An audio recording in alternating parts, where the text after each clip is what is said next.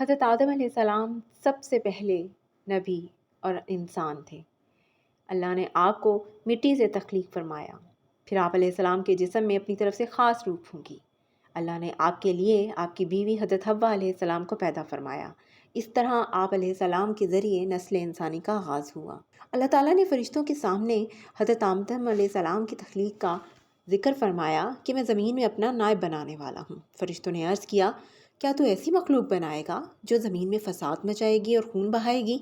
فرشتوں نے یہ بات اس لیے کی کہ انسانوں سے پہلے جنات کو پیدا کیا گیا تھا، لیکن انہوں نے زمین میں خوب فساد مچایا۔ اللہ نے فرمایا، جو کچھ میں جانتا ہوں وہ تم نہیں جانتے۔ اللہ تعالیٰ نے حضرت آدم علیہ السلام کو تمام چیزوں کے نام سکھائے، پھر ان چیزوں کو فرشتوں کے سامنے پیش کیا۔ فرشتے ان چیزوں کے نام نہ بتا سکے۔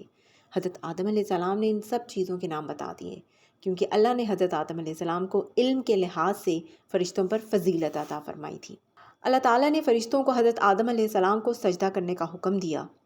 تمام فرشتوں نے حضرت آدم علیہ السلام کو سجدہ کیا، لیکن شیطان نے سجدہ نہ کیا۔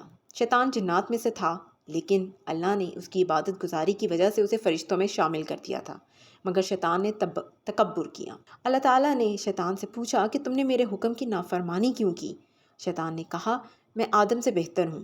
تو نے مجھے آگ سے پیدا کیا اور آدم کو مٹی سے پیدا کیا ہے، اس لیے میں اسے سجدہ نہیں کروں گا۔ اللہ تعالیٰ نے فرمایا، تجھے ہرگز یہ حق نہیں کہ تو یہاں رہ کر تکبر کرے، اس لیے تو یہاں سے ذلیل اور رسوا ہو کر نکل جا۔